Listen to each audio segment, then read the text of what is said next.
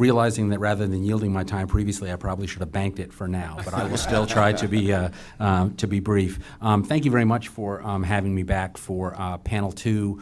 I feel a little bit like a comedian at a rock concert, and that I'm here to warm you all up for the real talent that's to follow. But very briefly, let me talk a little bit about the work that we're doing at the University of Minnesota and how I think it's relevant to what we're going to talk about today. I work with something we call the Election Academy at the University of Minnesota's Humphrey School of Public Affairs, and the mission of that group is to identify, recruit, and train the next generation of election administrators across the country. And in that service, we have created a new certificate in election administration, a graduate level degree or credential that is recognized by the regents of the University of Minnesota that allows people in the field of elections, current graduate students, or really anybody from another field interested in elections to become a part of the field of election administration. We've got online courses in the law, in various topics in elections, and the like. The goal is to give the next generation of election officials the tools they need to do the work they do on behalf of our voters across the country. And I think one of the key tools that we are just now discovering in the field is how to use data, how to use the information you have at hand to prepare for Election Day. And the reason why that's important is that, one, Election Day is a challenge. It cannot, as Commissioner Masterson has noted, you don't get more time. Election Day is going to happen on the date it's supposed to. No extensions, no opportunities for extra time. And so being ready for voters on that day is crucial. But the other thing that's important to remember is that the way we conduct elections in this country has changed in recent years in ways that I think the field is still trying to catch up to. In the old days, we cast our ballots at what I like to call Norman Rockwell precincts. They were neighborhood precincts, a school, a church, a community center, where your neighbors staffed the tables and you and your neighbors went to a geographically convenient polling place to cast your ballots on a single day.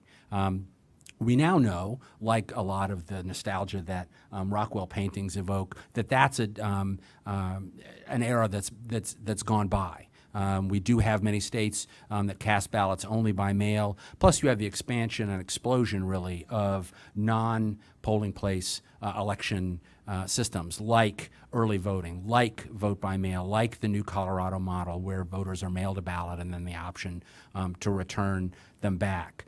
In that environment, not only is it crucial to know how many people are going to show up on Election Day, but also to know when they're going to show up, where they're going to show up, and how they're going to cast their ballots.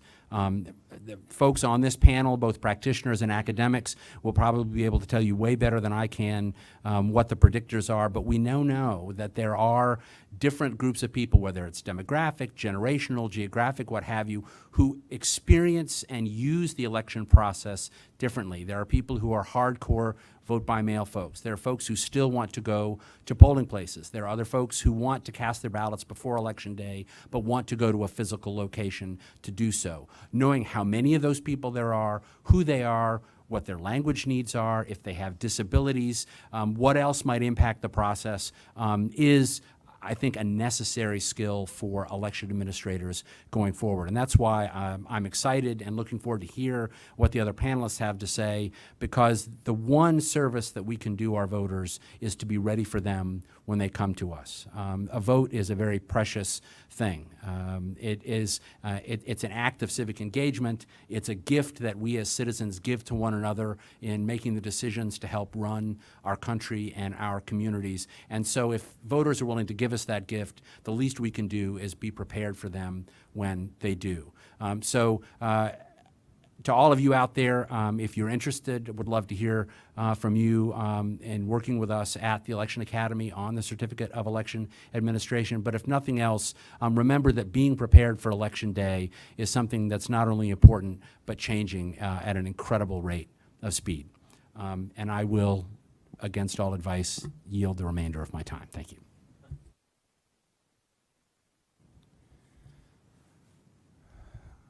Good afternoon, or I guess it's still morning.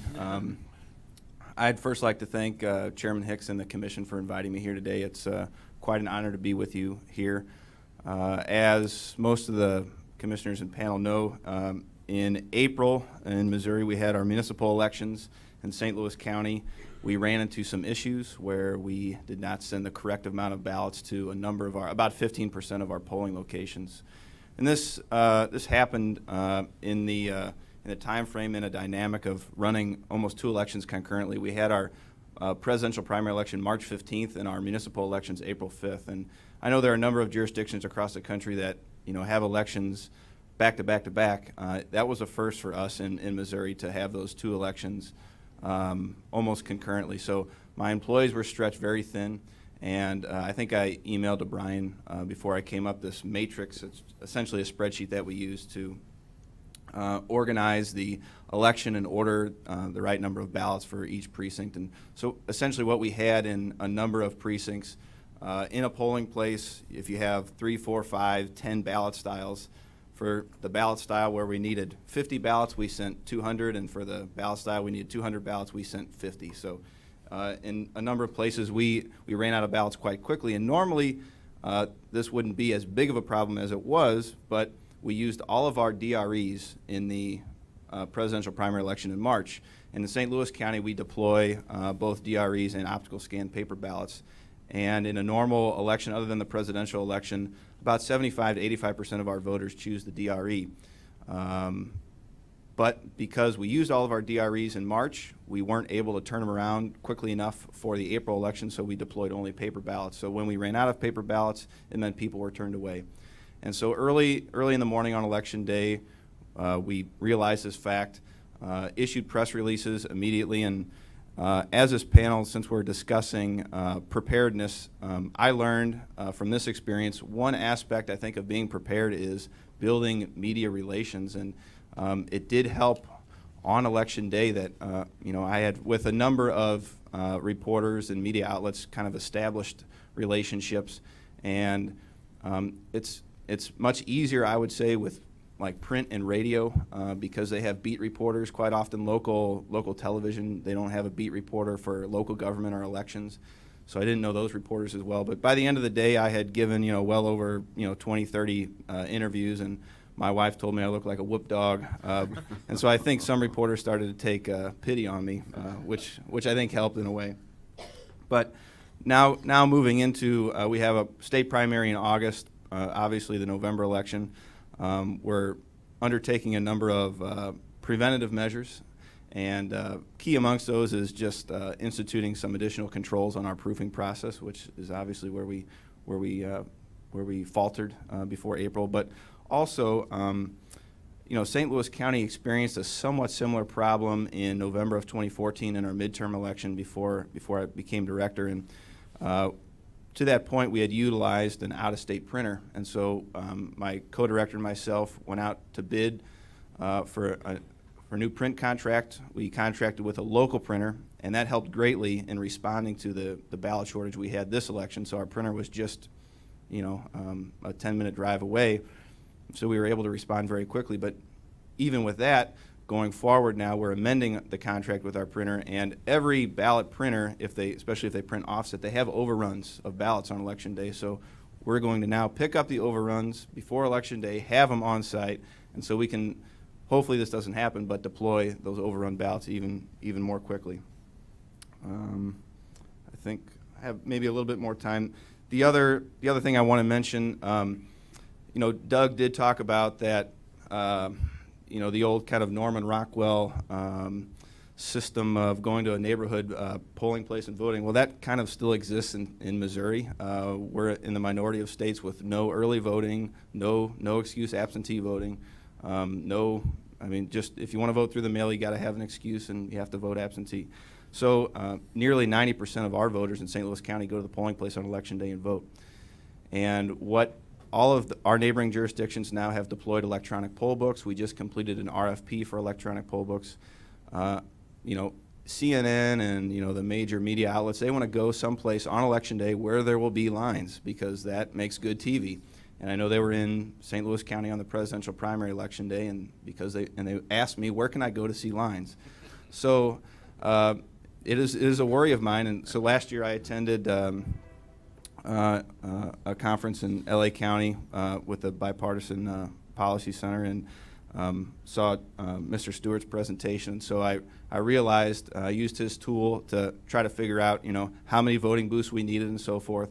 So because our budgets are always tight, everybody's budget is always tight, went out and bought just a whole bunch of cardboard, had my warehouse staff cut it up into voting booths, and so we'll have a whole bunch of additional voting booths because hopefully the electronic poll books will move the line, and where the real bottleneck will be, I think, is at the actual voting booth, because in November the ballots are so long. And in St. Louis County, I think it will approach 40 candidates and ballot propositions for any particular voter to vote on. And the dreaded 2-page ballot is a real fear of mine, like you see in Florida sometimes. So those are some of the concerns we have, some of the things we're trying to do moving into the election. And with that, Mr. Chairman, I don't have much time to yield, but that'll be it for me. Thank you. Thank you. And again, as with the other panelists, I first of all like to thank the Commission for inviting me today to talk a little bit about tools to allocate resources to polling places on Election Day. And my remarks are going to come from my work with the Polling Place of the Future project that was mentioned in the introduction. Kind of broadly speaking, I believe Mr. Fortier is going to be saying some other words about activities related to this. But let me just say a few words about the broader program that I've been engaged in really before, for the last several years, and actually started during the work of the President's Commission on Election Administration. So the first thing, actually the zeroth thing I will say, is that I have longer remarks that I know will be published by the Commission, and included in those remarks will be links to various resources that I will be making reference to today. So the first thing I will say is that when the President's Commission was working, the Voting Technology Project agreed to host a series of online tools that Mr. Fay just referred to that are drawn from management science. These are standard tools that are used by retail establishments to establish, for instance, how many checkout lines are needed or how many service points are needed in order to manage lines in retail establishments and many other settings. And we collected those tools and we've made them available. Anyone can assess those tools by going to 2 websites. The first is still the PCEA's website, supportthevoter.gov. As well, the Voting Technology Project's website, web.mit.edu/VTP, also is a portal to the use of these online tools. A few months ago, here I will shill for a new resource. Managing Polling Place Resources is a white paper that we published last November, which talks about the intellectual background for people who think that some of these tools are just hocus pocus. What's the science behind them, and then also has some case studies about how the tools actually can be implemented. So that's the first thing I would say, is that in terms of planning before an election, there are a couple of tools that are up and posted that we have testimony from places that have used it and found those tools useful. I would encourage local officials to make use of those tools, even now in planning for November. On the other end is what can be done in order to assess after the election. And here it seems to me that if we're concerned about how long lines are and making them shorter, then we need to know how long the lines in fact are. Again, as we just heard, oftentimes all we know about where long lines are occur because some enterprising reporter searches out long lines. And as a consequence, very few people have systematic evidence or information about which polling places have long lines, which have short lines, and without precise information about that, it seems to me it's virtually impossible for local officials to take positive action to correct problems as they arise. One of my goals has been to rely again on the scientific literature to try to understand what sort of protocols and procedures could be put in place by local officials to accurately measure how long their lines are at the precincts. And we've hit upon a deceptively simple procedure that's talked about in the white paper I just mentioned. It relies on something called Little's Law. I could show my PowerPoint deck about the derivation of Little's Law, but I will spare you that. But so you will just have to trust me at the moment in which I say that it's possible to calculate with almost 100% accuracy how long the lines were on Election Day at a polling place precinct if you know two things. If you know the arrival rate of voters, and if you know on average how long the lines were, you can calculate very precisely how long the average wait was. Two very simple things. Almost every local election official knows how many people showed up at each polling place on Election Day. So the real trick is measuring how long the lines were on Election Day. On average throughout the day. With those two things, you can calculate the average wait time. My time is about done, but I'll just say that we have developed and will soon be posting for anybody to use a very simple coding sheet. All it requires is somebody in a precinct every hour to record how many people are waiting to vote. One other piece of information, at what time of the day did the very last person check in?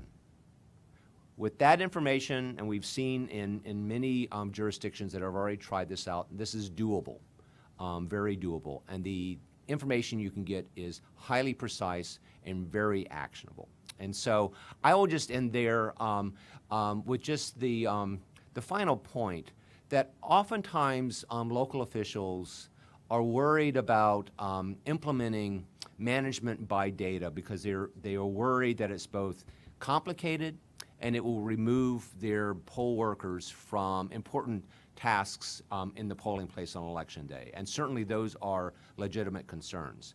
But I think there's some very simple things that involve a minimum of data that can be done that would yield tremendous benefits to everybody if they were to implement them. So thank you for your time, and I look forward to the discussion. Thank you very much, Chairman Hicks, Commissioner Masterson, Commissioner McCormick. Thanks for having us here, and hopefully we're able to provide some good insight, not only for each other, but also for those folks that are watching. Eric, I felt bad for you when you said that, your media called you and said, hey, where are the long lines? I'm going to give you a media tip that I always use, which is I say the long lines are in the next county. And sometimes it works. Sorry, Bill Cowles. He's my neighboring county SOE. But thanks for having us here. The one interesting thing about a Florida elections official being here is that because Florida is going to be the epicenter of this upcoming election. We talked about the CNN earlier. It's pretty well known because of the way the Electoral College works, and this is going to be a bit of a spoiler alert, what candidate California is probably going to go for, and which candidate Texas is going to go for, and Hawaii and Alaska. So the campaigns are going to focus on these 10 swing states. Second largest swing state is Ohio with 18 electoral votes. The largest swing state is Florida with 29. So we really will be the focus of this election. No stress on Florida at all. And we kind of made some news back in 2000 as well when it comes to elections. So if you're a media member and you want to learn all about fun election process, come to Florida because we've really moved forward quite a bit in our processes. And one of the things that have helped to make us do it is data. It's really data. I always tell our staff, I say, if you measure it, you can improve it. So let's measure it. Because everything that you do, that we do, there is when it comes to the length of the line, when it comes to how many voting booths, when it comes to how long it takes people to vote, when it comes to everything we do, we can measure that. We can't measure the personalities. We can't measure somebody taking longer because they just like hanging out in the voting booth a little bit longer. But we can tell if our ballot is going to be this long, it's going to have this many questions on it, and this many candidates on it, that how long is it going to take that voter to actually cast that ballot? And so we can practice that ahead of time, know ahead of time how long it's going to take an average voter to cast a ballot. From that bit of data, you can, get the rest of it. Okay, if it's going to take them 1 minute and 12 seconds to cast a ballot, how long is it going to take them to be in line? So how long will it take them to do other things as well? So it's, and there's a bit of an art to it as well. I mean, elections management is the science, and then it's the art that we deal with, because we also know in certain polling locations, there's going to be very high turnout because there's a very contentious election going on in that city. Next door in another city, maybe there's not any contentious elections, so the lines won't be as long and there won't be as many people outside with signs in their hand taking up parking spaces that voters should be that should be there for voters. And parking is, and I wrote it down here, parking is without a doubt one of the #1 considerations when it comes to the length of the line that people are going to have. If you can park, you're going to vote. So I want to get you to park. So when we pick our polling locations, we do things like make sure the room can be great. We can shove as many people into a room as we can, and if they're a little hot, maybe they'll vote quicker and get out quicker. But we want to get them parked, especially in a suburban community like we have. Everyone, there's not a whole lot of folks walking, and we don't have a huge public transit system for folks getting to the polls. So they're generally driving. If we can get them parked, we can get them in the polling place, we can get them to actually vote. Picking out polling places, making it easier to get in. Little things like, and this is going to sound silly, we want you to turn right to get into your polling location. Because if you have to turn left to get into your polling location, you're going to hold up traffic. And if you're holding, I know everyone's got their heads in the back of their mind going, wow, you're right. Because if you're holding up traffic, then potentially you're not going to vote. If you're a voter that's like, okay, I've only budgeted an hour at lunchtime to come and vote today, you may go forward, you may leave and not actually vote. We want to get you there, get you parked, get you in line. Once you're in line, you see people behind you in line, you're not leaving. There's a mindset that once someone else is behind you in line, you're not going to leave. So I see my time is fairly close to being up. I do want to talk about some of the things we do later on to make sure that our lines are very short once the folks actually get into the polling location. How do we make sure we have enough equipment? How do we make sure that the equipment isn't something that is that if it breaks down, there's no contingency plan? I mean, in our office, we have contingency plans for our contingency plans because we want to make sure that everything works out perfectly well because, after all, we are Florida. The light was not green enough. I'm going to overlap a little bit with what Charles Stewart said. We are working together as institutions, but the big message really is we are going to go from knowing very little about lines, especially at the polling place level, to knowing a lot. And that's a message that I think is, it's important, but it's also it's a recruitment pitch as well. If there are jurisdictions watching us, I'll get into it a little bit more. There are opportunities for you to be part of this program, for you to know much more about what is going on in your county or your jurisdiction, plus the ability to compare nationally what's going on. So I think we're at a moment where we have finally moved from what was very little knowledge to a lot of knowledge. We at the BPC work with the President's Commission on Election Administration. We host their work after their recommendations were put out. That commission, if you recall, the President called after the 2012 election, saw lines. There were clearly some long lines in specific places. He said we should fix that. The commission cared about that. Commission issued some recommendations for that there be a goal of waiting no longer than 30 minutes in line, put some tools out to measure capacity. There are a number of things that it did. But getting back to the point of knowledge, while we knew some very general things about lines and we knew about some specific instances, we did not really know at the level that we needed to know. We had post-election or those recommendations some surveys done by Charles Stewart and others who really could tell us at the state level how many people, how long people thought they voted in line. But again, nothing at the county level, nothing at the precinct level, nothing telling us what time of day lines were. And that's what we're really trying to get into here. We have the program. Charles alluded to it. It is very simple. That we tried it out in a number of places. We tried it out in Fairfax County. They actually tried it out. They did the work. But without so much notice in an earlier election, they went to their poll workers, to all of their precinct captains, and said, we'd like you to use this very simple form and write down how many people are in line at every hour, how many people are in line at the opening, how many people are in line each hour until the polls closed. That's all. It could be done on a piece of paper. Some jurisdictions might choose to put it in a spreadsheet or use an app, but it is meant to be simple to collect the basic information that we need. It is meant to be very respectful of all the time that election administrators use for other important duties at the polling place. We don't believe that this is going to take longer than a couple of minutes each hour, one person. Even if the line is long, walking that line and just writing down a simple number. That's what we're asking for. And what might that provide?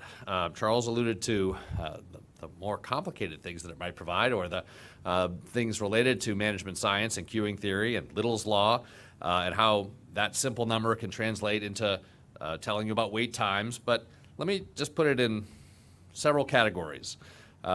First, aside from all the great academic knowledge, all the big knowledge we'll learn about lines, it really is a management tool for counties themselves. So counties, Fairfax knew about some places in their county that had some problems with lines. But once all the data came back, they said, oh, there's some places we didn't really know about. Maybe they weren't the longest of lines, but there was an issue at this polling place in the morning. The line spiked a bit. What happened there? And it was really an eye-opener for local election officials. So I stress that aside from all of the benefits of being part of a national program, being part of a standardized program, learning a lot about the general science of lines, that this is a good thing for you and your counties to do as well.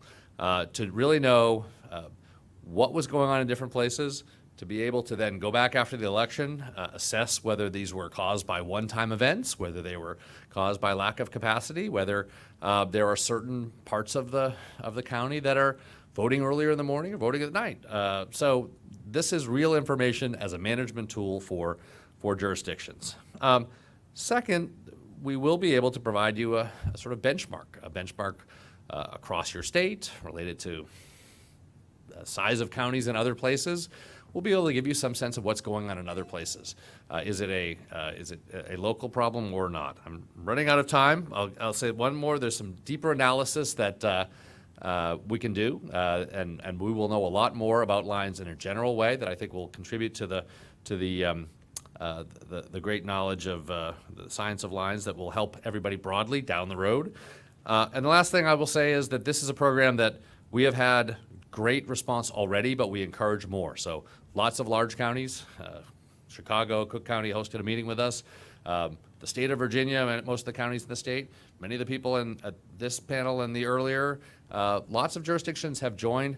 It is an opportunity for small, medium, and large jurisdictions to join and use this very simple technique, which will help you, but will also help the general knowledge about what to do about lines in the future.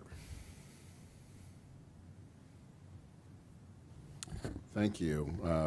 It's great information to give to us today. With that, I want to open it up to questions, and starting with Commissioner McCormick. Thank you very much to all of our panelists for being here. Long lines are obviously in the forefront of the media, as we've already seen in this primary season. And, you know, it's kind of interesting to me to see the jurisdictions where this is happening. It's not places where there are inexperienced election administrators. Some of the administrators have worked, 20, 30 years in this business and have run into this problem. So it's, it can affect anybody, no matter how much experience you have or how ready you think you are for elections. Dr. Fortier, we're coming close to the end of the primary season. So are you looking for jurisdictions to do this for November? Are we expecting lines in November? And how do jurisdictions contact you in order to be involved in this program? Sure. We have worked with a number of jurisdictions who have, I mentioned Fairfax County, began in an earlier election, actually in the 2014 midterm elections, and now has it as part of their regular process. Their local elections, primary elections, they've view this as a beneficial thing. So they are already engaged. A number of other jurisdictions have been active in the primary as a way to try this out. If possible, it is useful to try it out on a lower turnout election, but we believe, again, it's a simple collection process. But so if there are jurisdictions who have not yet held their primaries, who would like to be in touch, we would encourage that. We can be in touch. You can be in touch through the Bipartisan Policy Center's bipartisanpolicy.gov.org, and we will have actually a more specific landing page, which I can give you we will send to you the more specific URL for that. But for now, that's the case. Do we expect lines? Yes. I mean, even in a perfect world, we expect there will be some lines. I mean, certainly, lines are caused by many things, and there will be, if nothing else, emergencies or things that go wrong which cause lines. But to identify where they were, to do the best you can to mitigate them on Election Day, we have a report coming out in the summer looking at counties and how they manage Election Day with their Election Day command centers. That's part of the puzzle too, to really figure out how to mitigate these things. But we expect lines. And I do think, one thing about joining this program, some people may worry that they will now be exposing their dirty laundry to the world. It should be expected that there will be some problems some places. I think this data will give you the ability to say, we now know where it is. We know how to address it, or also to show that while there may be a few places that had some long lines, that generally things are going well, because most people don't wait in lines. I think the survey data shows that there are a lot of places that things are going quite smoothly. So it really is, we shouldn't expect there to be nothing, but we should know where they are, and we should be able to give that information to the people who can address those problems both on the ground and then in the future. Thank you. Professor Stewart, I think it's fascinating, the marriage of sort of general management tools with the election world. I'm kind of surprised we haven't done that already in this business. We're talking about line management. Are those tools, are these metrics predicate on turnout predictions? And is that part of the calculus? Yes and no. The planning tools certainly are, and the planning tools that have been posted up now for a couple of years are predicated on good estimates about what turnout will be.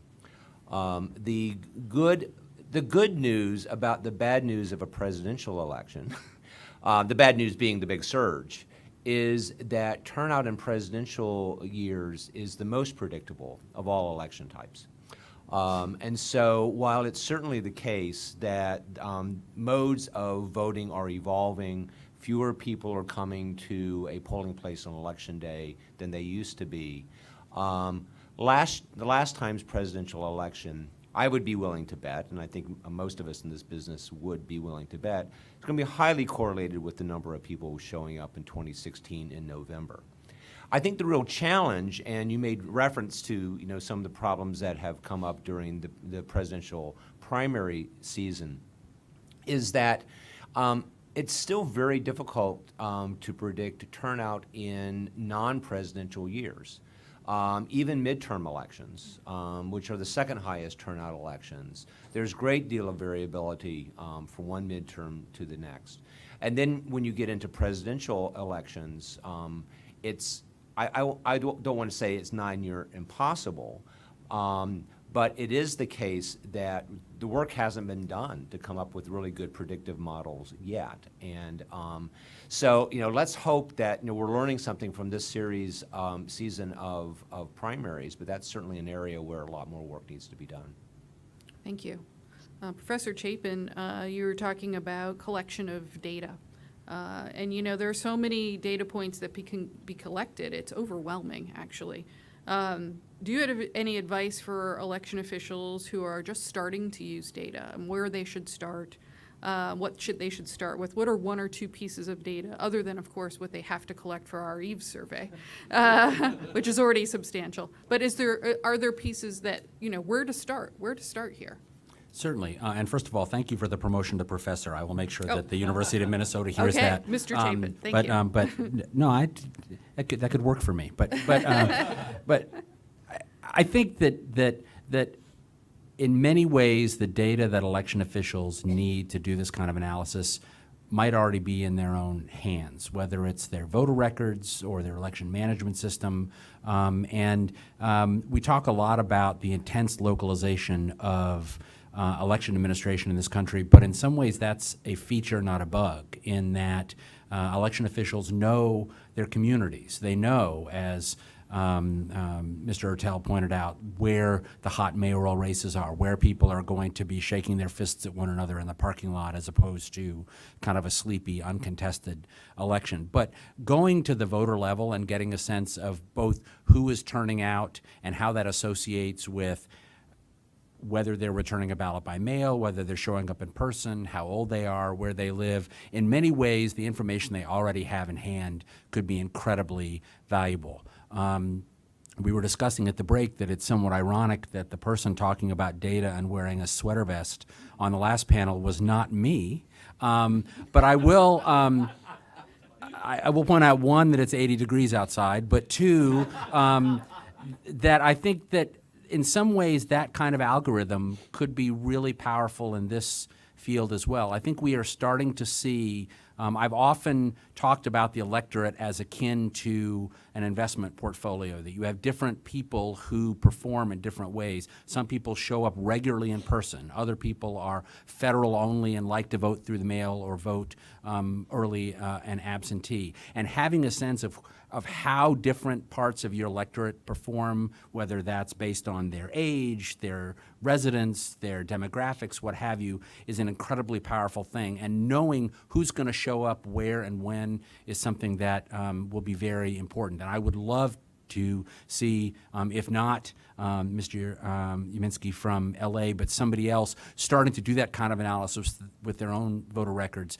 to help us think about who's coming before we know. All we know is that this fall, just like in Jaws, we're going to need a bigger boat. But knowing how big a boat we need will be crucial so that folks aren't standing in line longer than they have to on Election Day. Very good point. Mr. Ertel, you talked about practicing lines. Do you actually do that? Do you take a day with your staff and reenact it? Absolutely. We do it beforehand, and we've done it afterwards, and Professor Chapin pointed it, was kind enough to put it on his thing. We do things like check and see how long it takes to fill out a ballot based on using a ballpoint pen versus a felt tip pen. Mm. And I mean, this is nerdology to the nth degree, but we do that to make sure that, to kind of counteract Charles's points, I think a lot of elections are extremely predictable. How long the lines are going to be, how long it's going to take for a voter to cast their ballot, what times people will do it. And I think that what they're doing together with their project, and we're helping out with that, or we'll be one of the counties that provides information, is vital, because that's something that can be done at a national level and then even scaled back to the local level for folks locally. So, yeah, we do it. We take we want to maintain. What's that? Are there videos? No, there's no videos of practice voting, because fun fact about voting, when you practice on a piece of paper and you take a video of it, then some people may think that you're actually voting well beforehand. Yeah, so it's, fun stuff. But you have to maintain in the entire process along the way as much control over the process, so you know everything that's going to happen. It sounds like you thought out every detail. We try our best. Oh my goodness, we checklist, and spreadsheets. The most government phrase I'll say all day: checklist, and spreadsheets. We have checklists for everything, and we have chain of custody for every single thing that goes along the way, because we don't want any surprises. We order far too many ballots than we need. We have far too many pens. I mean, it's cheaper to order extra ballots than to defend yourself in a lawsuit. So we go out of our way to make sure that we have all the supplies we need and all the things we need. So yes, we have checklists galore. And if anybody ever wants one, just give us a call. We'll email it to you. Yeah. Okay, will do. Will do. Will do. Mr. Fay, I think actually a lot of what goes on here is dealing with the media, right? So where do you start with media relations? How do election administrators develop the relationships that you were talking about? What's the first step in doing that? Sure. Well, in Good defense is an offense, right? Exactly. In Missouri, the equivalent of our Freedom of Information law is called the Sunshine Law, and so the media is quite often submitting requests for information through our state Sunshine Law, and I just started early on, just trying to go out of my way to get that information to them as quickly as possible, disclose it in a format that's easy for them to use, an electronic format, things like that. And then just frankly, at our commissioner meetings, just making small talk with them before and after, and things like that, just to kind of humanize yourself, so you're not just a piñata, when things go wrong, that they do have some sympathy for you, as I mentioned earlier. So, but yeah, just rather than last week we had our annual election conference in Missouri, our county clerks and so forth, and there's a lot of clerks, in my neighboring jurisdictions have this kind of adversarial relationship with the media, in my opinion, needlessly. And I think that just, when they ask for something, try to put yourself in their shoes and help them get it. And I think you kind of win brownie points that way. And I think it's, to a certain extent, paid off for me and for us in St. Louis County. Thank you very much. Thank you, Mr. Chairman. Thank you, Mr. Chairman, and thank you to all the panelists for being here and talking to us.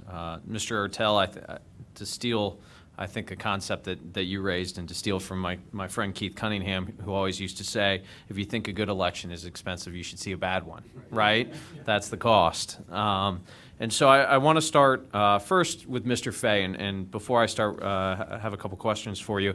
I want to recognize, one, you being here and the challenges you faced and owning up and moving forward, and assure you, my old boss, Paul DiGregorio, ran elections in St. Louis County. I know it's a complicated county, but long is the line of election officials who have gone through similar challenges as you and came out the other side better off and knowing more. So kudos to you for taking ownership, being here, talking about what you've learned. So that's actually my initial question. You mentioned some of the changes you're making. What are the three big takeaways that you had from the experience, and what major or minor changes? You mentioned, cardboard voting booths and solutions like that. What are you doing to prepare for November, knowing what you know now? Sure. Well, as I've seen on Doug's blog quite often, and I think Commissioner McCormick mentioned it before we all started here today, details matter a lot in elections, and everybody up here on this panel knows it. The commissioners know it.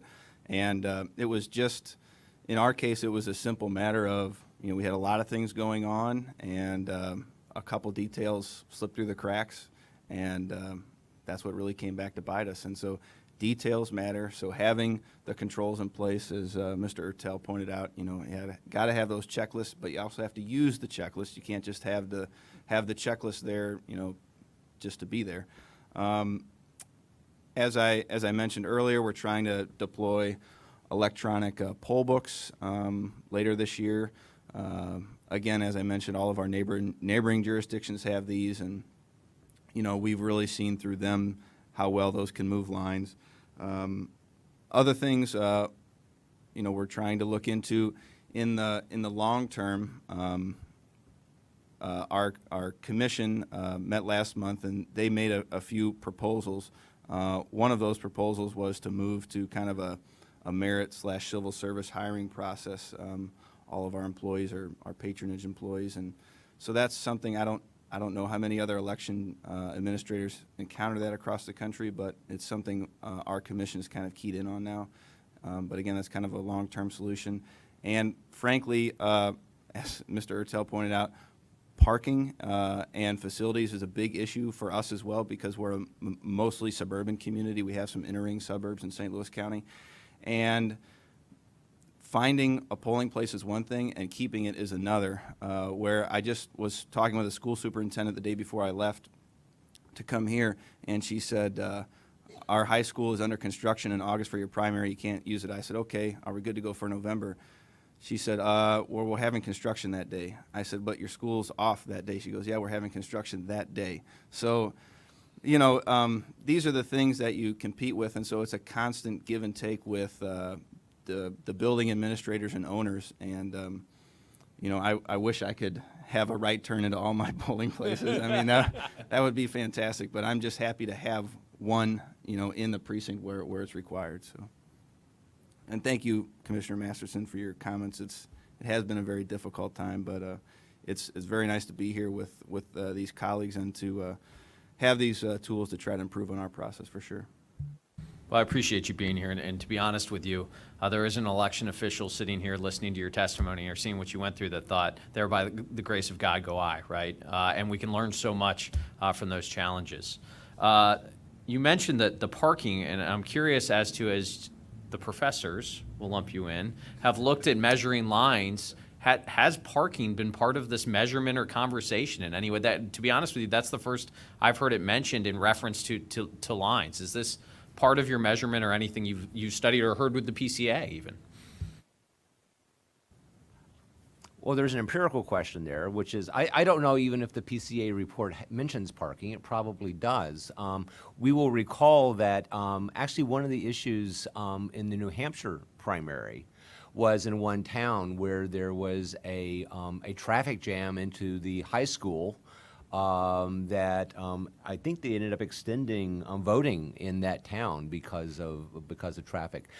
Having said that, I've never seen the study that takes into account parking. Although, you know, my colleagues who are the local election officials mention this quite regularly. So it's low-hanging fruit for folks out there.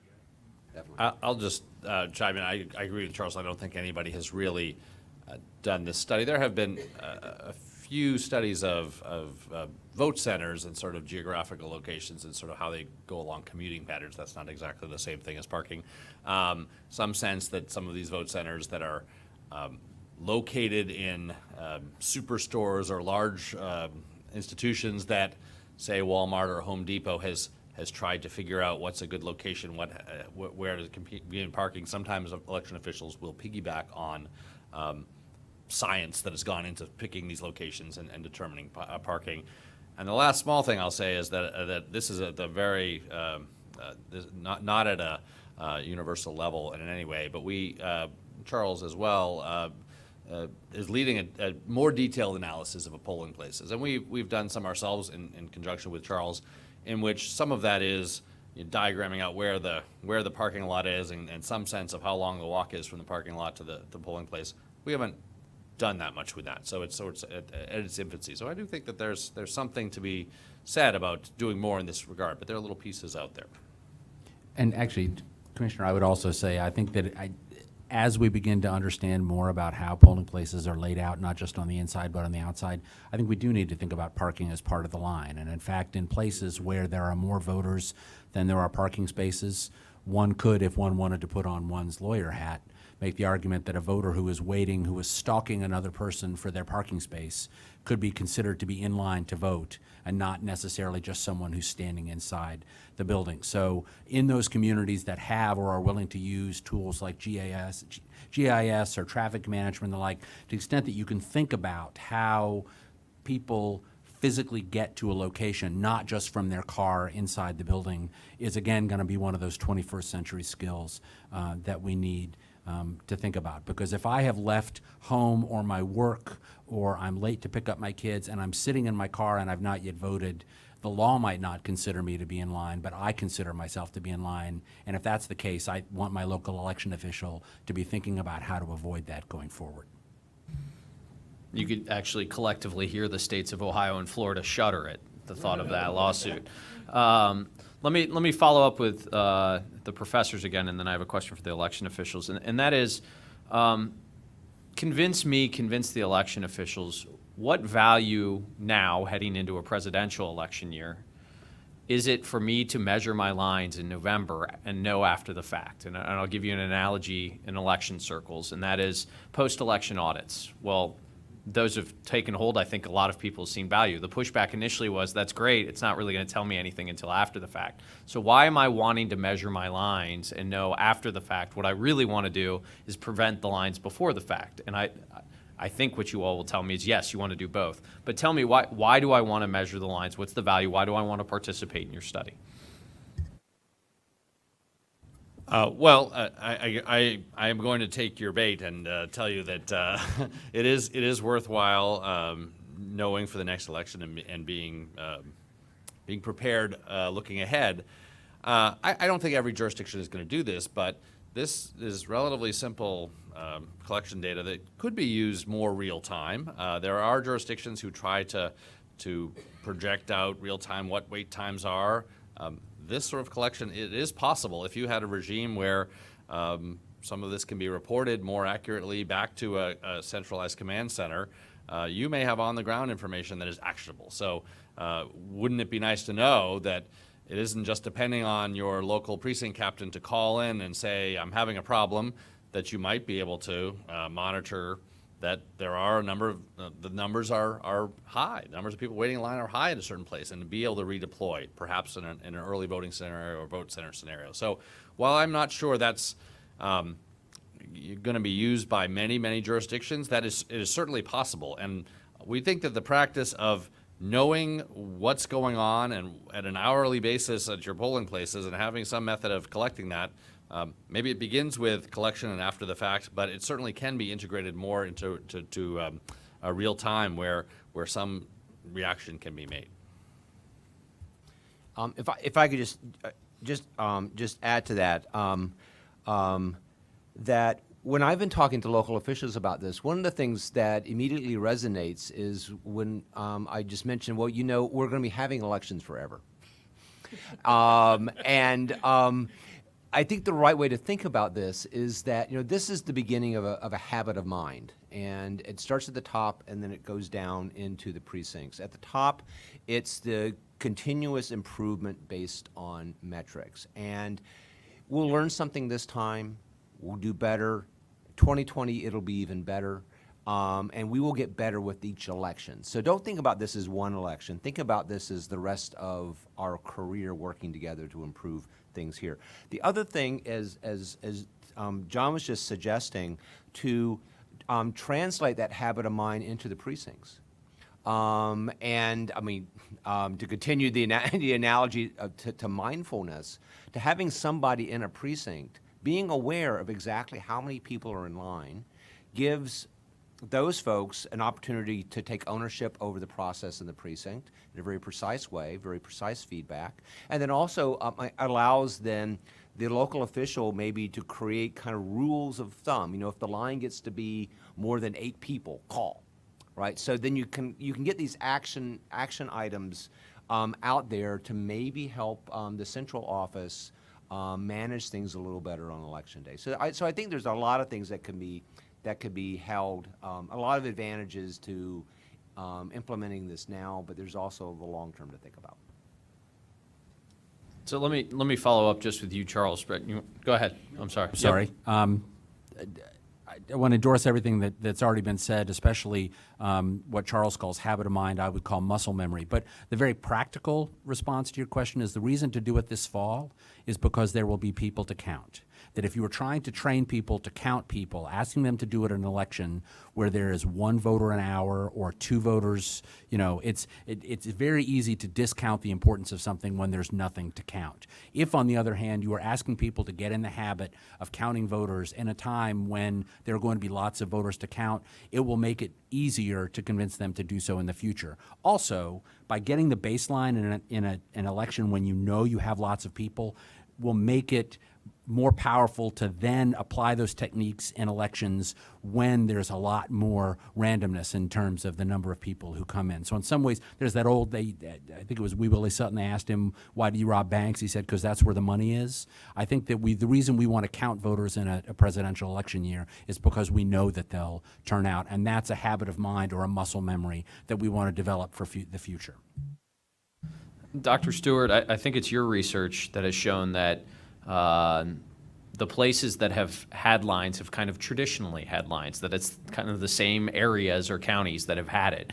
Are you all, through your research and work, targeting those particular counties, or trying to work with those counties that have shown to have lines kind of typically each either presidential or both, midterm and presidential years? Yes, in a couple of ways. In a general way and in a very specific way. In a general way, we know that the largest jurisdictions, the most urbanized jurisdictions in general, are the places that, on average, have longer lines. And I think that's one of the reasons why there's been a focus on large jurisdictions in this national project, although we are eager as well to work with any jurisdiction. That's the first thing. But second thing, very, very practically, as John was mentioning, we have an opportunity to work with the state of Virginia, which did not get quite national note of some other states, but is one of the states with the longest lines from my survey work. I just came back from Florida, where we talked to the supervisors of elections there, and many of the counties in Florida will be involved in this project. I hope when I go and talk to the folks in Ohio later this summer that we can also get some folks from Ohio as well. So there are efforts to reach out to the types of places and the places themselves that have had the longest lines in the past, yeah. Mr. Ertel, you had I think a very good quote, talking sound bites, right? Saying if you can measure it, you can fix it. And I think that mindset is starting to take hold in elections. Thanks a lot to folks like you and the folks at this panel that are pushing data. What would you tell your colleagues, or what do you tell your colleagues about measuring this and accepting and using data?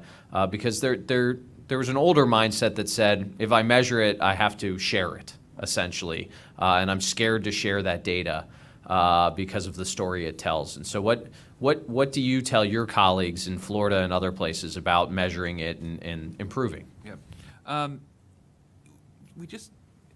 First of all, we steal the idea from everybody else. I mean, we're not the brightest kids in the house. We see that Hillsborough County does checklists, and so we're like, wow, that's really brilliant. So we're going to steal the checklist idea from Hillsborough County. We see that Orange County does things that we take from them, and Polk County. So we have taken from a lot of what other counties have done with their best practices and sort of put it out there and saying, okay, we're taking this idea and we love it, so we're going to use it. So so I think by combining it all locally where we do it, and then telling the world about it. Because, a lot of what we do is not just efficient elections, it's voter confidence. And letting the voters know that their vote's going to count. And so if they're in line and they know that after waiting, hopefully no more than 30 minutes, that their vote's going to count, they're definitely going to stay in that line. If they think that their vote's not going to count, then they may leave that line.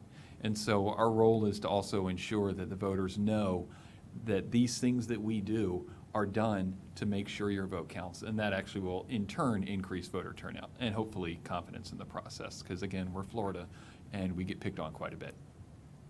I promise this is my last one, and that is just a rapid fire to each panelist, and it's a tough one, but if you were to provide advice to jurisdictions that are trying to prevent lines, what one step would you encourage them to take to mitigate those lines heading into November? And we'll start with Mr. Fortier and just kind of work our way down. Using the best information that you have at hand to allocate the capacity that you have accurately to polling places. We know that lines are caused by many things, but one thing within your control is, with the best information you have, to allocate the resources to the places that need them. I think maintaining as much control of the process as possible, knowing as much as you can about everything, not trusting that your vendor is going to take care of it. You can't outsource democracy. You have to actually control it from the elections office to make sure that it gets done. and touch everything. As the elections administrator, touch everything. Have that red editor's pen. You can't do all the writing, but you can do all the editing. I'll make two recommendations sound like one. When you go to the web tools at the URLs I mentioned earlier, it's very important that the service times, the time it takes to check in, the time it takes to mark a ballot, be estimated precisely. So do that with a stopwatch. Have practice voting like Mr. Ertel talked about. I would also agree. Practice voting is great and timing those things. Quite often, though, we have to have our buildings and resources and ballots ordered before we know how long the ballot's going to be in some cases. So that can be difficult. One thing I would like the commission to know, one concern I have, especially in Missouri, several of my colleagues across the state have decreased the number of polling places they use in order to save money to buy new voting equipment. And in municipal elections and primary elections, that's not that big of an issue, but I foresee it being an issue in November. And obviously we all know the challenges Maricopa County faced earlier this year, and their building allocation and so forth. So that's one thing I urge my colleagues to do, and my colleagues across the country is, for November at least, make sure you have adequate buildings and so forth, because that's the turnout's different in November for sure. And mine would be to engage with your voters before Election Day. Here in the D.C. area, we had a clothing store whose motto was, "An educated consumer is our best customer." And to the extent that we can ensure that our voters show up on Election Day knowing that they're registered, knowing where they're registered, knowing what's on their ballot, and knowing where to go, that can solve a lot of problems on the demand side. And I realize that's a heavy lift sometimes, but making sure that problems are headed off in advance by dealing with voter challenges before Election Day so that they're happening in the privacy of their home, not at the front of the line, I think will go a long way toward making Election Day a better experience for everyone. I want to thank the panel for coming here today. I have a few questions, and they're going to be geared out, and just bear with me a little bit because it's just the way my mind works. But for the practitioners on the panel, the election officials are going to come to you and say, well, we love your data, we love being able to do this, but it's going to come with some sort of cost. What sort of cost is going to be associated with the way that you're asking the jurisdictions to collect data? I thought you meant practitioners meaning people who actually run elections, but I think you mean the rest experts, of us. yeah. The simple answer is there is no direct cost. I mean, obviously, time is a cost, but we've tried to keep that to a minimum. We, in terms of the simple data collection program, we are asking people. The simplest way is to use a paper form. Charles has mentioned it, has on his website. One can do it with technology if one wants to, but it is not necessary. And information will be sent in, and we will be able to send some information back. It will not, there's no fee to join. And we are very mindful that election officials have a lot going on and don't need to be collecting lots of extra data, lots of extra time. So that time cost we have tried to keep to a minimum too. We think it shouldn't, even in a long line cases, take more than 2 minutes of one person's time each hour to write down the number of people in line. That's really the cost that we see. We are not charging any fees, and we're hopefully providing some benefit. Is there any sort of way that you can give advice to voters and give them some sort of, and this, I guess this goes to everyone, in terms of when we've heard about long lines and allocation of resources, it's mostly directed towards the election officials themselves and the people who are actually running the elections. But is there any sort of advice you would give to voters themselves on how they can help to alleviate long lines as well? I'll just repeat my answer again. I mean, be prepared. I mean, check your registration, make sure that you're registered at the address you're expecting to vote, know what's on your ballot. if all of that is taken care of in advance, then you will spend as little time engaging in friction with the process that sometimes creates lines, both for people behind you or if it happens to people in front of you, to you. So if you can prepare yourself to vote, you can help both yourself get out of there more quickly as well as everyone in line. I think that's correct. You know, all of us have seen on Election Day, voters show up and, you know, those first few things on the ballot, they know it, bing, bang, boom, and then they get down to lower on the ballot and they're like, where did this come from? Who is this guy? What is this ballot proposition? I've never heard of any of this stuff. So to the extent that, you know, there are a lot of social media outlets and so forth now that try to educate voters, we, you know, on the card we send out to all the voters, I have started putting in last election a QR code on there. You know, here's a link to your sample ballot, just some simple things like that. But yeah, for Mr. Chairman, for the voter out there, to the extent that they can familiarize themselves with their ballot, because in most jurisdictions it will be quite lengthy this November. That's the best thing they can do for themselves, because otherwise they'll show up and they're going to be surprised on Election Day. To sort of follow up on what Doug and Eric were saying, you know, we let the voters know, because you'll see a lot of voters, and exactly like Eric said, you know, I know who I'm voting for president, for Congress, for Senate, and then they get this constitutional amendment, and they're like, what? And so they start reading it, and they don't understand what does yes mean, what does no mean. So we let our voters on our sample ballot know that they don't have to vote on everything on the ballot. You can go in, you can vote for your candidate for president, and then be done. Because, and that will speed up lines as well, because if a voter really just wants to vote for president and they think they have to complete all the answers on the test in order to pass, you don't. So you can just come in, vote for president, deposit your ballot, and then leave. So letting them know that, letting them know more of the process, it really is, and Doug hit it a couple questions ago, it really is just making sure the voter is prepared and knowing what they're doing when they get in there, so they're not walking in and then turning around and asking a poll worker what they're supposed to do. Anyone else? Well, I just wanted to basically highlight our webpage on Be Ready 16, because we not only have issues and things for election officials, but also for voters as well, so that they can be prepared as much as possible when they actually go towards the voting process.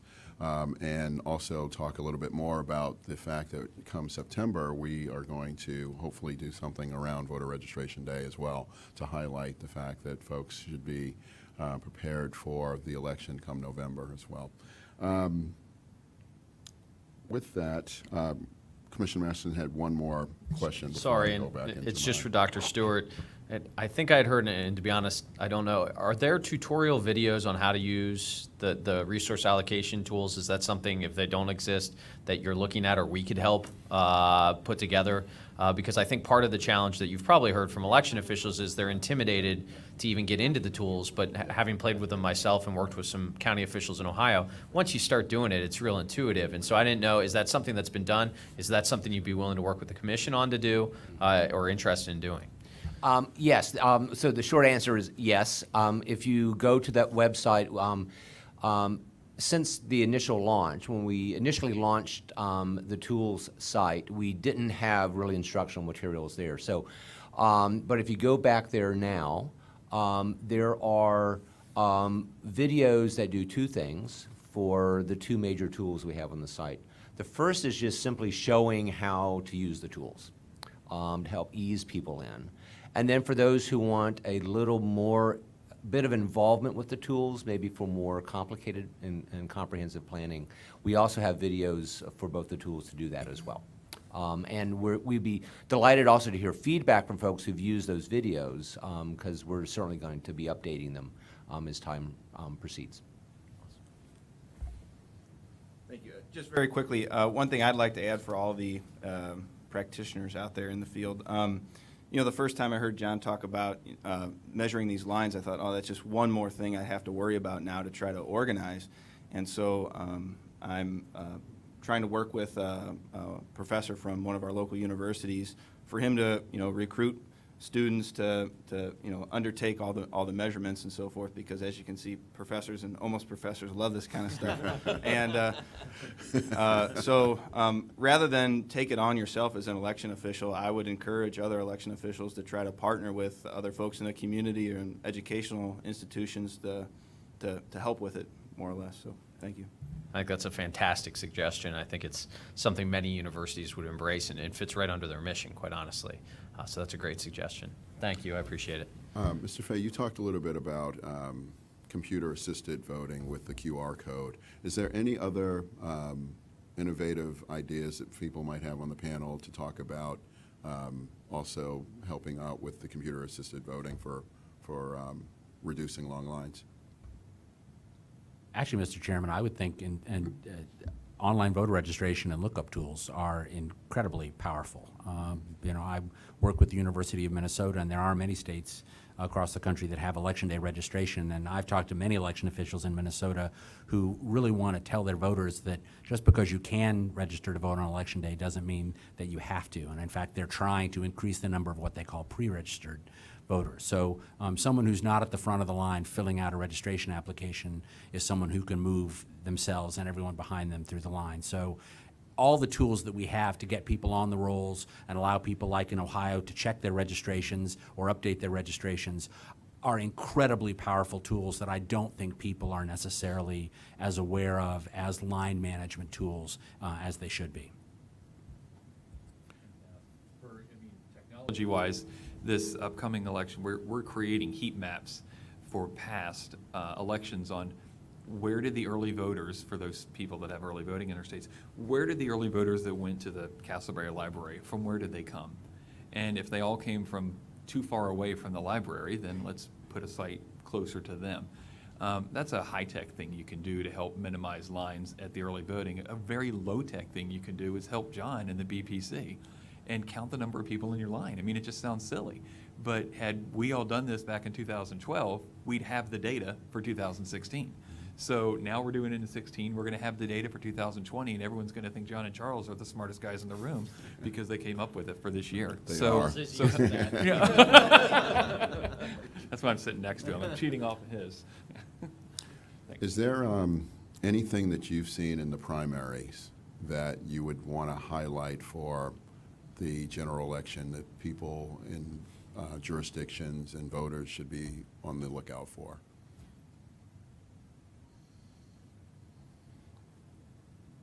Actually, I think one of the things to keep an eye out, and we saw this in Maricopa and elsewhere, is that not everyone who gets in a line is eligible to cast a ballot because of confusion about closed primaries or no party preference. And so one of the things that more and more election officials are going to have to be aware of is how many people in line are not actually going to be able to cast a regular ballot, will be forced to cast a provisional, and what will that do to everyone else in the line.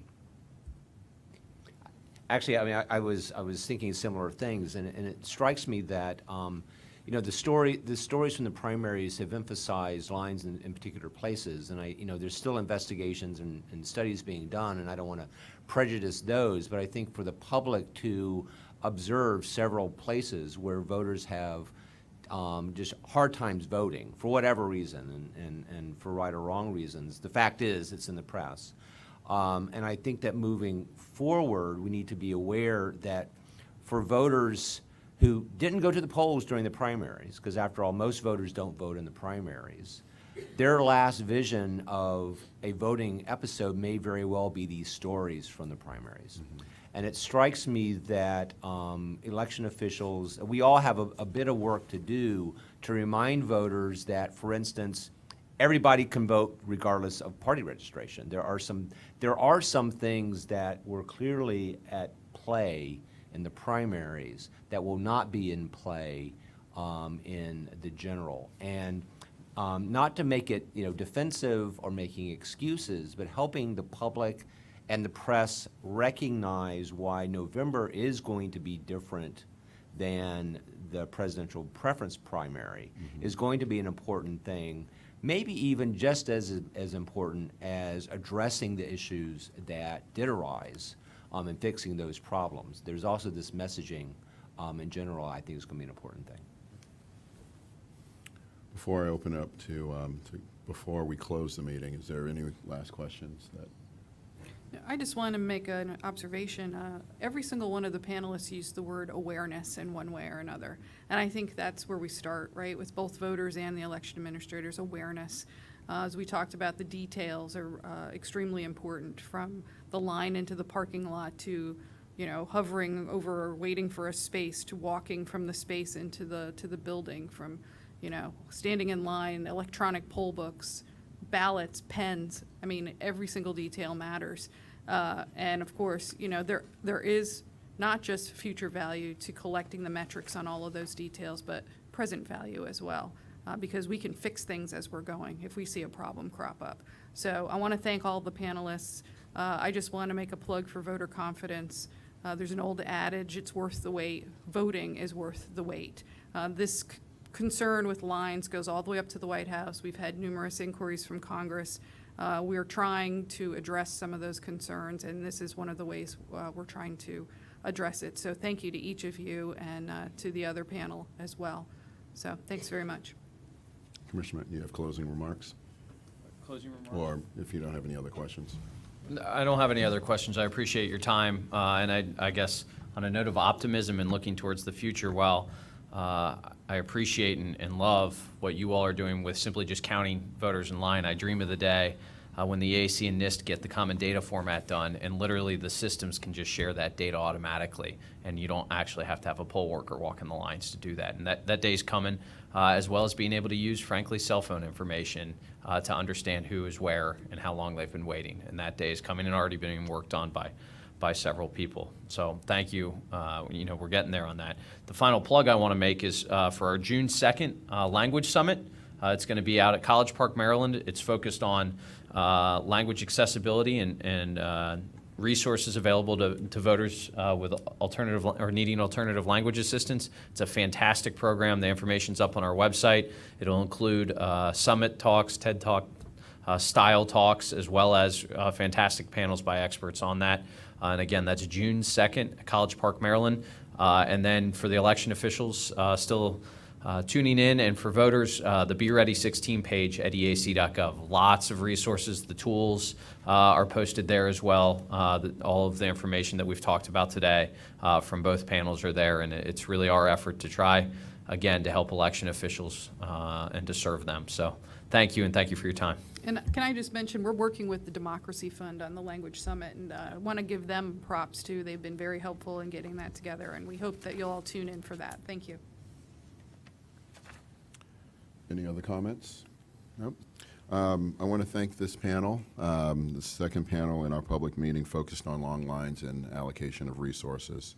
This panel was a mix of experts who study Election Day operations and those who must live it every day and make the process run smoothly. This is a very important topic, one that has been addressed by the President of the United States with the formulation of the PECA, members of Congress with letters and comments to the EAC and John Q. Public. It's one of the questions that I definitely get whenever I go out to speak. So I want to thank everyone who participated here today and everyone who looked at our webcast, and also echo what Vice Chair Masterson said, that our next public meeting, our next meeting will be June 2nd at the University of Maryland. And with that, I want to move to adjourn the meeting. I'll second. All those in approval, say aye. Aye. No one opposed, and I thank everyone for being here, and the meeting is adjourned.